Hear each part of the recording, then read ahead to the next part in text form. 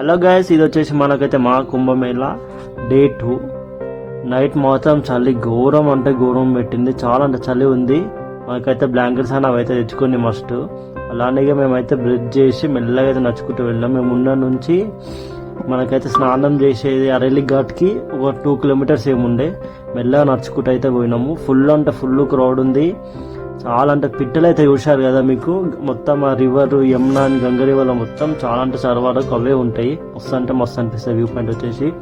ఇక మెల్ల మేము నడుచుకుంటూ అయితే అరేలి ఘాట్కి అయితే వెళ్తున్నాము. చూడండి, మధ్యలో బోట్లు ఉంటాయి కానీ అక్కడ ఎక్కించుకుంటలేదు. ఓన్లీ మనకైతే బోటింగ్ అరేలి ఘాట్లోనే ఉంది.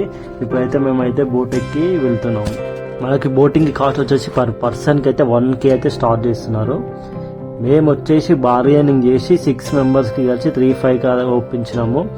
ఒప్పించి అయితే మేమైతే వెళ్ళిపోయినాము. అలానే ఇక బట్టలు ఇప్పేసి వెళ్ళైతే గంగా నదిలోకి పోయి ఇక మహాదేవునికి మొక్కి అయితే మేమైతే స్నానంకి అయితే చేసేసినాం. చూడండి,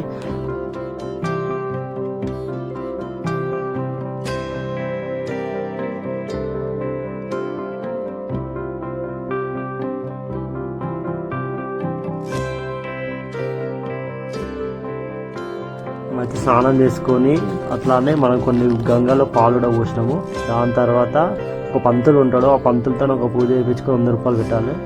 ఇక మనం రిటర్న్ బ్యాక్ మనం అరేలి ఘాట్కి అయితే పోతున్నాం. చూడండి, పక్షులతో మాత్రము ఒక వేరే లెవెల్ ఫీల్. చూడండి, ఎన్నంటే ఘోరం 100,000 పక్షులు ఉన్నాయి.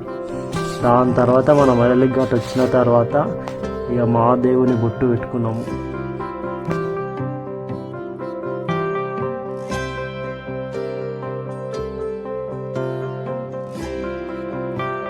ఇక్కడ చాలా అంటే చాలా క్రౌడ్ ఉంది కదా, అందుకనే చెప్పేసి అయితే మేమైతే వారణాసికి వెళ్దామని ప్లాన్ వేసుకొని వారణాసికి వెళ్తున్నాము. 5 మంది ఒక హైదరాబాద్ పోతుండు. మేము బైక్ అయితే మాట్లాడుకున్నాం రైల్వే స్టేషన్ దాకా. ఒక్కరికి వచ్చేసి 150 రూపీస్.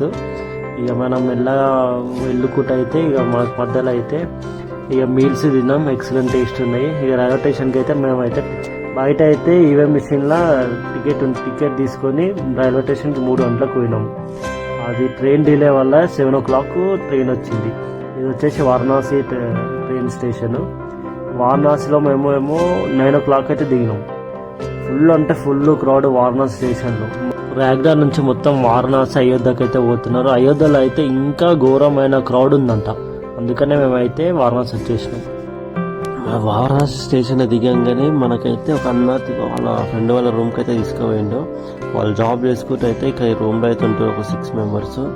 ఇక దాంట్లోకి పోయి మేమైతే తినేసి వాళ్ళంతటే వండుకున్నాం. ఇప్పుడు అడ్జస్ట్ అయినాము.